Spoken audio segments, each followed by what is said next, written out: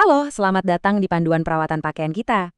Kalau kamu baru mulai mengurus urusan rumah tangga sendiri, tumpukan cucian itu kadang bisa terasa sangat menantang kan? Apalagi kalau kamu sampai nggak sengaja merusak baju favorit. Nah, kamu ada di tempat yang pas banget. Hari ini, anggap saja saya sebagai pakar penatu pribadi kamu. Kita bakal merombak total cara kamu mencuci, dari yang tadinya sering bikin baju rusak, jadi sekelas profesional. Pernah nggak sih ngerasa patah hati pas lihat baju kesayangan yang tadinya bagus banget, lama-kelamaan jadi melar, pudar, atau gampang sobek setelah dicuci manual pakai tangan? Banyak yang bilang cuci tangan itu lebih aman. Tapi faktanya, kalau tekniknya salah, kain justru bakal lebih cepat hancur. Tenggang, kamu nggak sendirian. Dan di sini kita bakal bongkar semua solusinya. Oke, mari kita mulai panduan langkah demi langkah ini. Kita punya 4 bagian utama. Pertama, persiapan dan pemilahan pakaian. Kedua, takaran air dan deterjen. Ketiga, teknik mengucek dan membilas. Dan keempat, kapan harus ke penatu. Masuk ke bagian pertama, persiapan dan pemilahan pakaian. Kunci dari hasil cucian yang sempurna itu sebenarnya dimulai jauh sebelum keran air dinyalakan. Kesalahan paling umum pemula adalah mencampur semua cucian jadi satu. Padahal pemilahan itu nggak cuma soal misahin baju gelap dan terang untuk mencegah luntur loh. Kamu juga harus memisahkan bahan yang tipis dan lembut dari kain yang tebal dan keras. Selain itu, pisahkan juga pakaian yang sangat kotor dari yang kotor ringan. Kenapa ini penting banget? Karena langkah ini secara aktif mencegah gesekan fisik yang merusak kain dan pastinya mencegah bakteri atau jamur dari kaos kaki kotor kamu pindah ke kemeja favoritmu. Lanjut ke bagian kedua, takaran air dan deterjen. Nah, disinilah letak bencana yang paling sering terjadi. Coba perhatikan perbandingan ini. Sering banget kan kita numpuk baju kotor di ember, langsung disiram air keran, terus baru dituang sabun?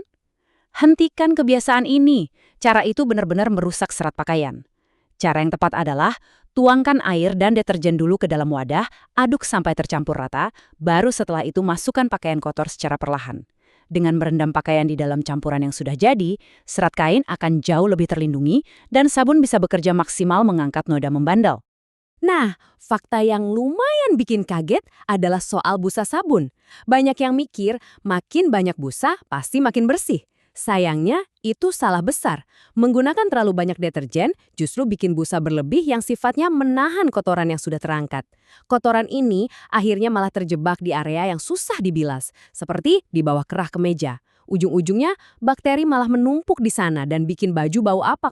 Solusi cepatnya sangat sederhana. Mulai sekarang, gunakan deterjen secukupnya saja. Sedikit tapi efektif.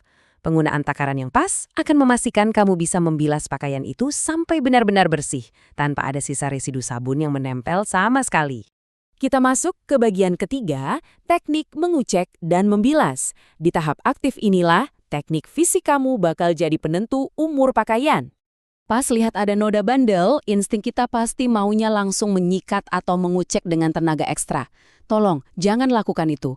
Menggosok terlalu agresif bakal bikin serat kain cepat rusak, kasar, dan bikin warna cerah baju kamu cepat pudar. Selalu gunakan gerakan yang lembut tapi terarah tepat pada nodanya. Lalu saat membilas, perhatikan juga jenis kainnya. Ini peringatan keras buat kamu. Kalau kamu lagi mencuci bahan yang halus seperti sutra, satin, atau pakaian rajut, jangan pernah membilasnya langsung di bawah aliran air keran yang deras. Tekanan air yang keras itu bisa bikin bahan halus tadi meregang dan kehilangan bentuk aslinya. Cukup bilas dengan sangat lembut di dalam baskom berisi air bersih. Satu lagi kebiasaan buruk yang sering terjadi saat mau menjemur. Biar cepat kering, baju diperas sekuat tenaga seperti lagi latihan otot. Meremas pakaian sekeras itu adalah kesalahan fatal yang bakal menciptakan kerutan permanen dan merobek struktur serat kain di dalamnya. Paraslah dengan lembut dan wajar saja, biarkan angin yang mengurus sisa pengeringannya. Dan akhirnya, kita sampai di bagian keempat. Kapan harus ke penatu? Terkadang keputusan terbaik yang bisa kamu buat adalah dengan tidak mencucinya sendiri. Ada beberapa pakaian yang memang tidak ditakdirkan untuk masuk ke ember cucian kamu. Sebisa mungkin jangan pernah mencuci sendiri bahan-bahan seperti wol murni, beberapa jenis sutra khusus, kulit, dan suede. Selembut apapun teknik mengucekmu, mengekspos bahan-bahan spesifik ini ke air dan deterjen biasa hanya akan menghancurkan tekstur dan bentuknya secara total. Terus gimana dong cara membersihkannya? Nah, bahan-bahan ini butuh proses profesional yang namanya dry cleaning atau cuci kering. Seperti namanya, metode ini benar-benar tidak menggunakan air sama sekali. Sebagai gantinya, para profesional ini mengandalkan bahan pelarut kimia khusus seperti perch yang bisa mengangkat kotoran tanpa mengganggu struktur sensitif dari baju mahal kamu. Pada akhirnya, merawat pakaian dengan teknik yang tepat adalah cara terbaik melindungi investasi isi lemarimu. Sekarang kamu sudah tahu kan kalau kesalahan-kesalahan sederhana yang sering disepelekan itu ternyata bisa merusak kain. Jadi pertanyaan saya untuk kamu nih, setelah tahu rahasia dari pakarnya, baju favorit mana yang bakal segera kamu selamatkan di jadwal mencuci berikutnya? Selamat mempraktekkan ya, dan pastikan pakaian kesayanganmu bertahan jauh lebih lama.